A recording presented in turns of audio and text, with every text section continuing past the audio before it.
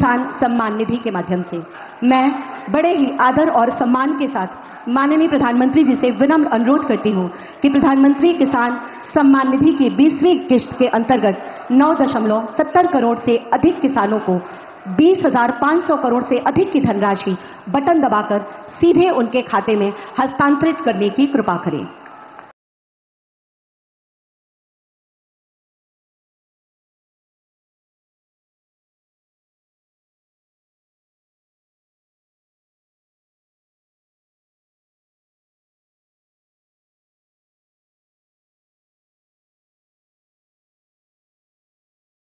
নমস্কার সম্মানিত দর্শকবৃন্দ, আপনাদেরকে ঠিক যেরকমটা জানিয়েছিলাম যে 2রা আগস্ট প্রধানমন্ত্রী নরেন্দ্র মোদী পিএম কিষাণ প্রকল্পের টাকা রিলিজ করবেন, 20তম কিস্তির টাকা, সেটা ইতিমধ্যেই কিন্তু রিলিজ করে দিয়েছেন। ওই ধরতে পারেন 11টা 11:30 নাগাদ বা 11টা 15-20 নাগাদ ওই সময় করে তিনি কিন্তু বোতাম টিপে টাকা রিলিজ করেছেন। সেই ক্লিপও আমরা আপনাদেরকে দেখিয়েছি।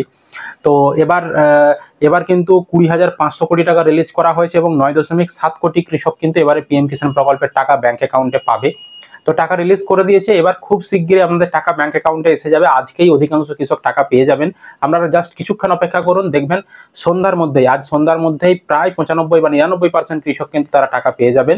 এবং আজকে যাদের টাকা ঢুকবে না তাদের কিন্তু যে পরের দিন অর্থাৎ 3 তারিখ কিন্তু সেই দিনেও কিন্তু টাকা ঢুকে যাবে। তবে আজকেই 2 তারিখেই কিন্তু অধিকাংশ কৃষকের টাকা ঢুকে যাবে, কিছুক্ষণ পর থেকেই টাকা ঢোকা শুরু হবে।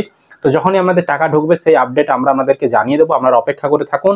আর কিছুক্ষণের মধ্যে আমাদের ব্যাংক অ্যাকাউন্টে টাকা ঢোকা শুরু হবে। প্রধানমন্ত্রী নরেন্দ্র মোদী বোতাম টিপে টাকা রিলিজ করে দিয়েছেন। আর এবারে কিন্তু অনেক কৃষক টাকা পাবেন না, সেটা আমরা আগের ভিডিওতে জানিয়েছি যে কোন কৃষক টাকা পাবে, কোন কৃষক টাকা পাবে না, কোন কৃষক কত টাকা পাবে।